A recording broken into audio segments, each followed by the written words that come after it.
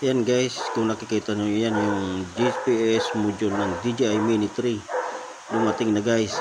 Bali kakabit na natin mamaya. Let's go. Ayan guys, binubuksan na natin. Yan yung pangalawang order natin kasi yung una hindi match kasi sa DJI Mini 3 Pro. Andro natin Mini 3. Hindi magkaparehas po ang nila ang GPS module. Ayan guys, ilalagay na natin.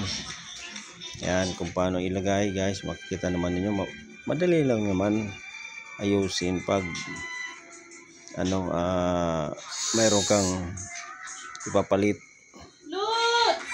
Yan nga, nagdadalawang isip nga ako noon kasi ipapagawa ko na sana, kaso mahal talaga pag pinagawa mo.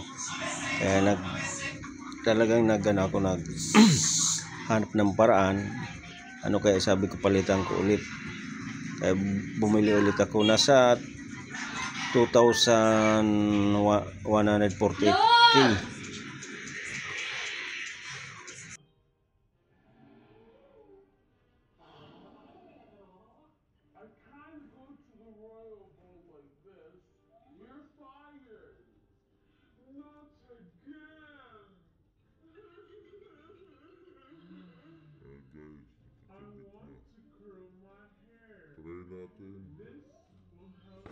Na natin saka yung drone. Nakikita mo yan guys kung talagang okay na siya.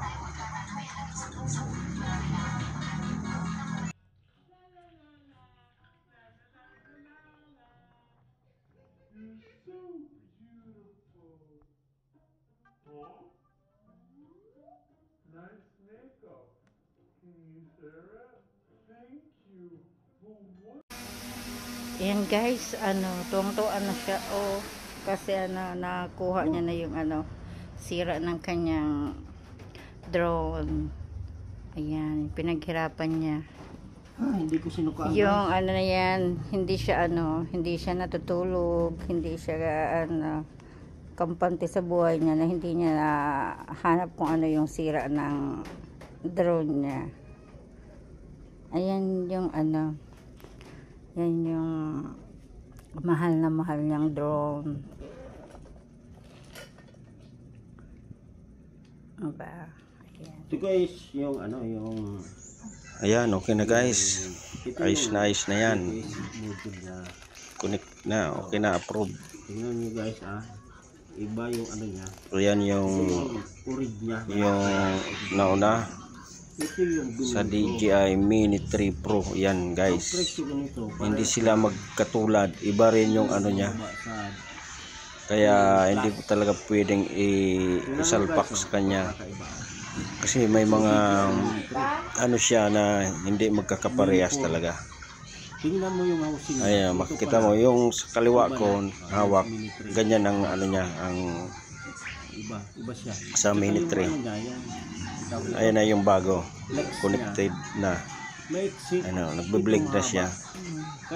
Kaya siya nagbe-blink guys kasi naghahanap pa ng signal ng GPS. Nasa loob tayo kasi ng bahay. Di talaga magkamats. May lumalabas na GNSS. Yan. Wala talaga, kahit anong gawin ko, kahit anong search ko sa wala, hindi talaga makakuha. Kaya sabi ko, nung bigla kong napaisip, bakit sa'yo kung hindi po pwede? Pares naman. Ayun pala, dito pa lang, iba na. Dito, tingnan mo ito, tsaka dito. Iba baga. Kasi, hindi parehas. Siguro hindi talaga magkamats. Kahit DJI pa yan, kahit anong, hindi talaga, iba-iba ang tawag dito, qualification ng bawat isa. Kaya yung ganito, doon lang talaga, hindi mo pwedeng ikabit sa ibang drone.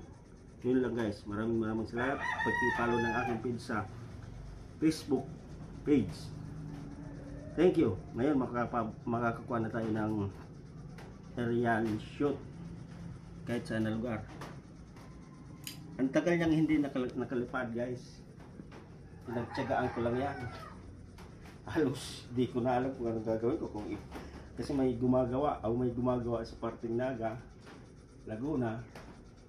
Ay sabi ko kung papagawa ko sa Laguna ay nagkakalaga ng labor pa lang is nagkakalaga ng 1.5.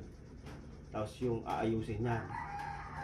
Pero pag-send ko na sa kanya to doon sa Laguna, sabi niya ipadala ko lang daw yung drone LBC ko, tapos titingnan niya. Sabi ko baka ang sira nito yung motherboard. Sabi niya kung motherboard ngayang ang papalitan, bumili nila ng bago. Pero sa tingin ko hindi naman siguro, kasi hindi naman basta-basta masira yung motherboard. Although yung talagang GPS ang sira. Sa Naga naman nagkakalaga ng 9K ang pagpaayos ng drone. Kaya ako na lang nag-ayos. Tinagaan ko, bumili ako ng pisa kahit mahal. Magkano na yan? Nasa 4,000 lang ginastos ko guys. Thank you and more power and good luck. I-subscribe ng aking channel Drone Del Drones. Sige guys, thank you.